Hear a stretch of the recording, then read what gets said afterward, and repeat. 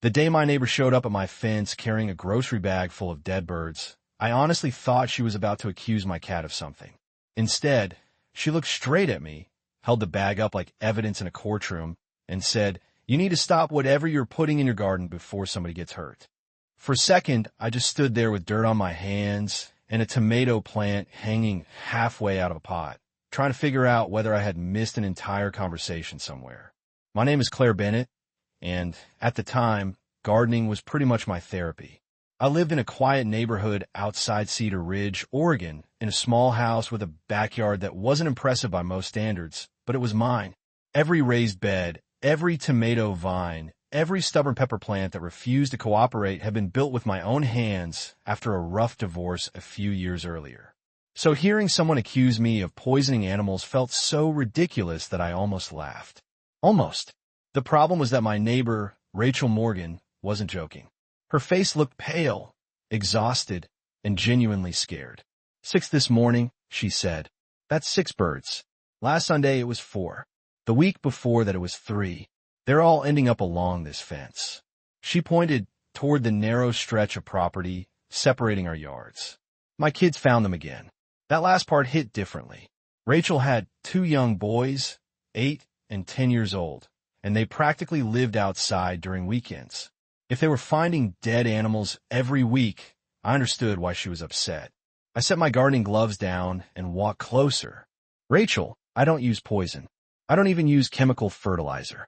She stared at me for another second before her anger softened into confusion.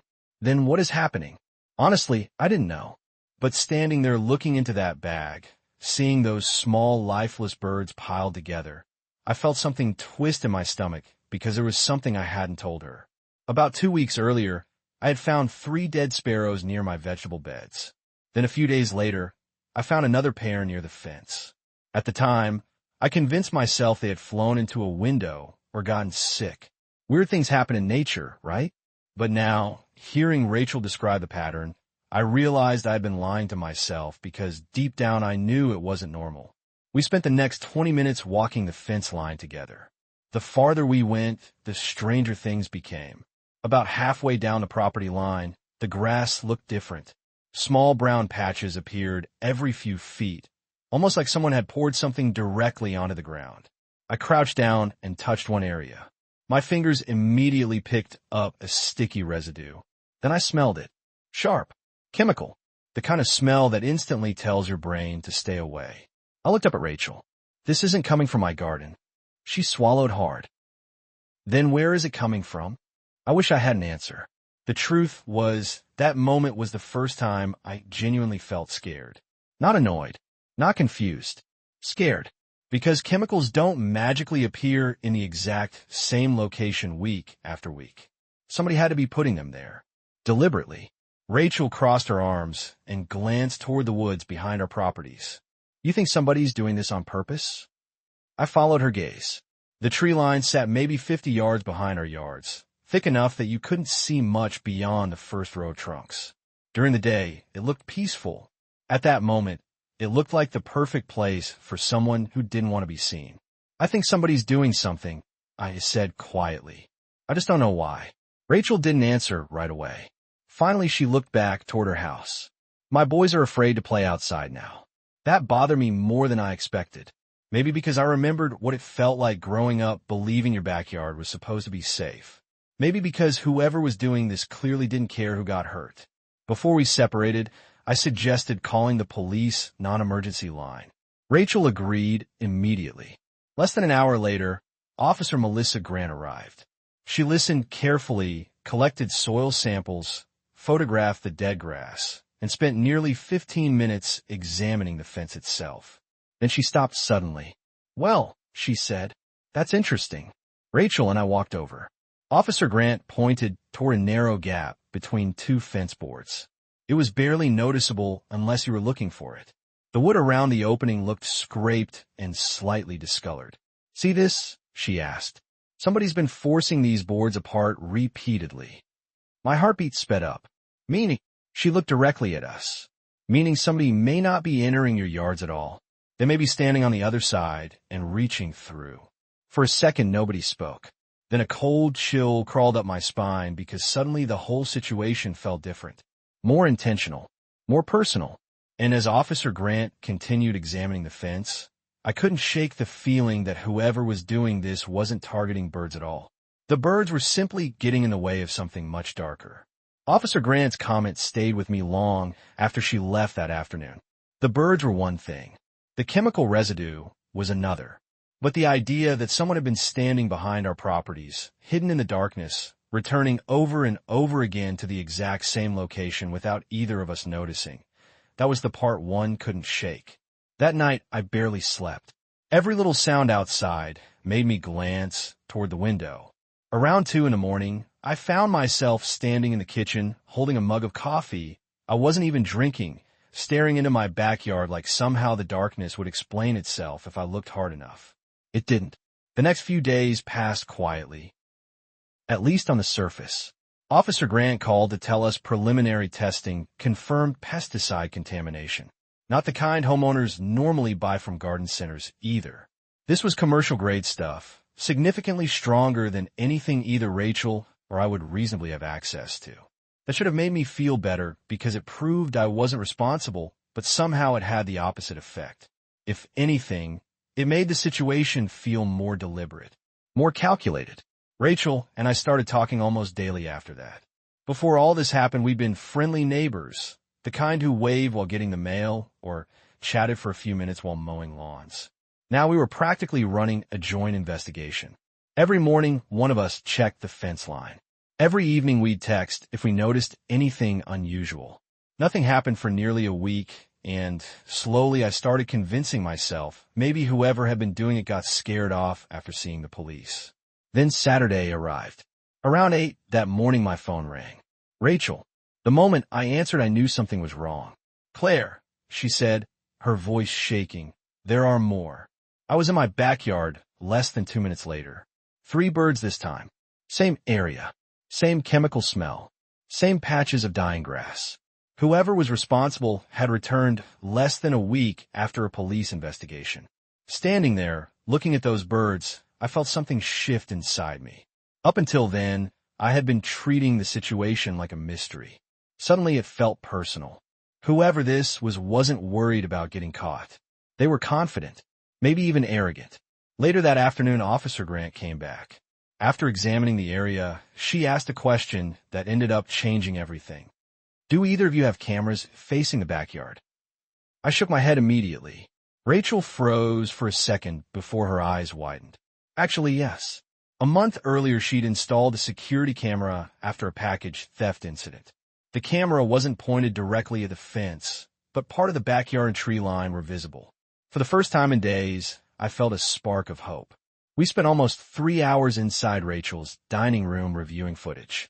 Most of it was exactly what you'd expect. Squirrels, neighborhood cats, wind blowing branches around. Then we reached Saturday night. At 11:43 p.m., movement appeared near the woods. Officer Grant leaned forward. Rachel stopped breathing. I wasn't doing much better. A figure emerged from the shadows. Not running, not sneaking, just walking calmly toward the back fence like someone following a familiar routine. The person stopped exactly where the contaminated area was located. Then they reached into a backpack, pulled something out, and bent toward the fence. Even before we zoomed in, I knew what we were watching. The spraying continued for nearly 3 minutes. 3 full minutes. Then the person stepped back and turned toward the camera. Rachel zoomed in. The room went silent. My stomach dropped so fast it felt like an elevator cable had snapped. Because I recognized him instantly. His name was Derek Collins. He lived 2 streets over. 42 years old. Divorced. Worked in commercial landscaping. Most people in the neighborhood liked him. I used to be one of them. About 8 months earlier, he'd started stopping by whenever I was outside gardening. At first it seemed harmless. Casual conversations. Compliments. Little jokes. Then the invitation started. Coffee. Dinner. A local festival. I declined politely every time.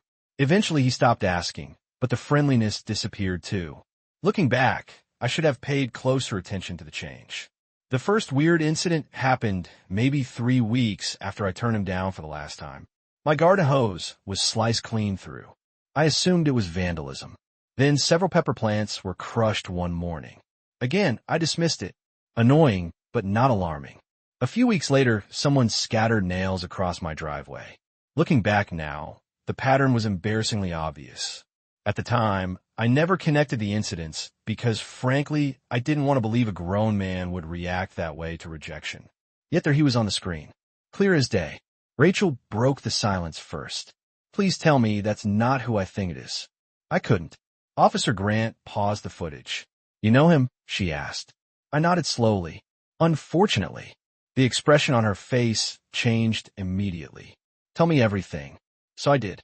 The invitations, the rejection, the attitude shift afterward. The small acts of vandalism I'd ignored. By the time I finished, Rachel looked horrified. Wait, she said. You're telling me this guy has been poisoning areas where my kids play because you wouldn't date him? Hearing it said out loud somehow made it sound even crazier. Yet the evidence was sitting right in front of us. Officer Grant requested additional patrol support that evening. Meanwhile, detectives secured a warrant. Things moved quickly after that. Faster than I expected. Around 9 that night, I received a call. Derek had been detained. Authorities searched his garage. What they found turned a disturbing situation into something far darker. There were multiple containers of industrial pesticide, spray equipment matching what appeared in the footage, chemical-stained gloves, detailed purchase records. But the worst discovery wasn't any of that. It was a notebook. Several notebooks, actually. Officers later described them as journals. Obsession logs. Pages and pages documenting my routines. The times I left for work. The weekends I stayed home. Notes about my garden projects. Notes about visitors. Notes about Rachel's family. Notes about neighborhood events. The detective assigned to the case told me one particular entry stood out. It was written roughly a month before the poisoning incidents began. She still acts like she's too good for me. Maybe she'll pay attention when her perfect garden starts dying. Another entry appeared weeks later. Not enough. Increased dosage. When Officer Grant read that line to me, I felt physically sick. Suddenly, every strange encounter from the previous year rearranged itself into a much uglier picture. This wasn't about hurt feelings.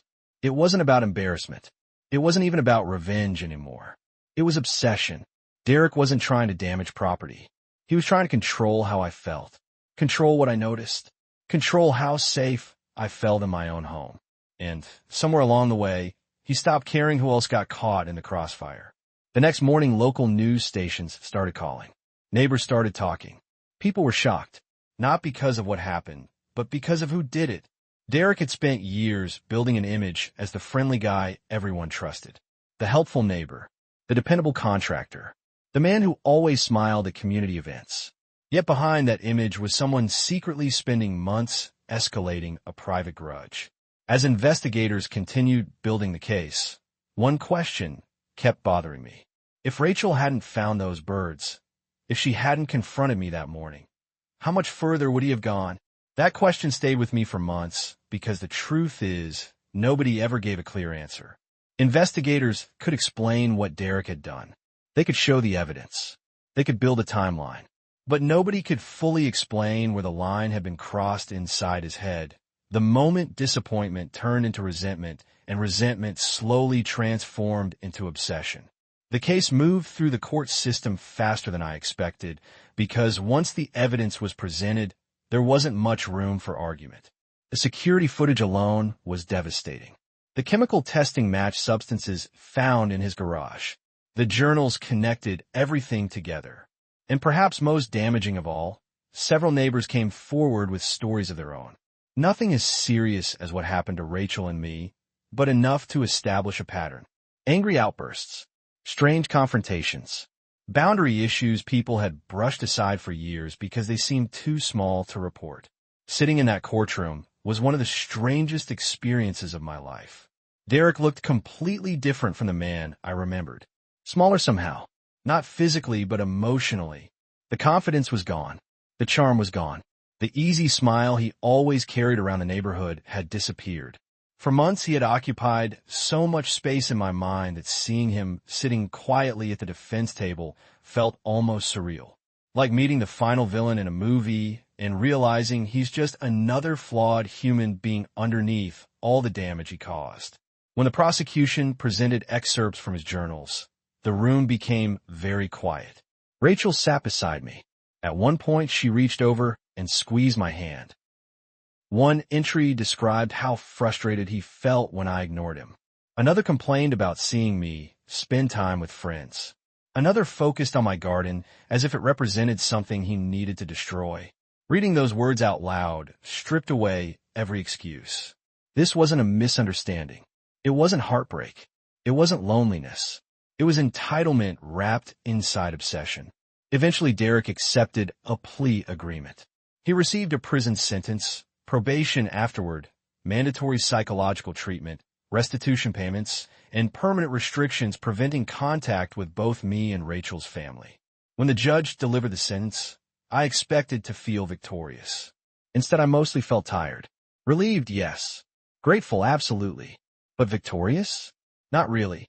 Because by that point, I understood something I hadn't understood when the whole ordeal began. Justice doesn't rewind events. It doesn't bring back the dead birds. It doesn't erase months of anxiety. It doesn't return the feeling of safety the moment it's taken away. What it does do is stop the damage from continuing. Sometimes that's the best outcome available. The following spring became a season of rebuilding. Literally, parts of my garden had to be removed because of contamination concerns. Several beds were replaced completely. Rachel and I spent weekends replanting flowers, vegetables, and shrubs. Her boys helped too. The first time I saw them laughing in the backyard again, without fear, I nearly cried. Not because of the garden, not because of the case, because kids should never have to wonder whether their own yard is dangerous. We also did what modern homeowners apparently do after surviving a neighborhood nightmare. We installed cameras everywhere. Motion lights, smart sensors, the works. At one point, Rachel joked that our properties looked more secure than a small bank. Honestly, she wasn't wrong. The funny thing is that something unexpectedly good came out of the entire experience. Before all this happened, Rachel and I were simply neighbors. Friendly, but casual. Afterward, we became genuine friends. We celebrated holidays together, helped each other with projects, checked on each other's homes during vacations. Sometimes adversity introduces people who otherwise would have remained strangers standing on opposite sides of the fence. One morning, nearly a year after Derek's arrest, I was watering tomatoes when a pair of sparrows landed near the garden bed. It sounds silly, but I stopped and watched them for several minutes. There was no chemical smell in the air, no patches of dying grass, no feeling that someone might be watching from the woods. Just birds doing bird things. Normal, ordinary, safe. And for the first time in a long while, that felt extraordinary. But here's the part that still sparks debate whenever I tell this story. A few months after sentencing, I learned that some people in town felt sorry for Derek. They said he was lonely. They said he needed help. They said prison was too harsh. Maybe they're right about one thing. Maybe he didn't need help long before any of this happened. But every time I hear that argument, I think about Rachel's kids finding dead birds in the grass. I think about the pesticide. I think about those journal entries. I think about the choices made over and over again, week after week, long after he knew exactly what he was doing. So I'll leave that question with you. At what point does understanding someone's pain stop excusing their actions? How much responsibility should we place on a person who allows rejection, resentment, or jealousy to grow into something dangerous? I'd genuinely like to hear your thoughts. If you were sitting in that courtroom, would you have agreed with the sentence? Or do you think the punishment went too far? Let me know down in the comments. And if you've ever dealt with a neighbor conflict that spiraled far beyond what anyone expected, share your story too. Sometimes the most unsettling problems aren't caused by strangers at all. Sometimes they're caused by the familiar face waving at you from just a few houses away.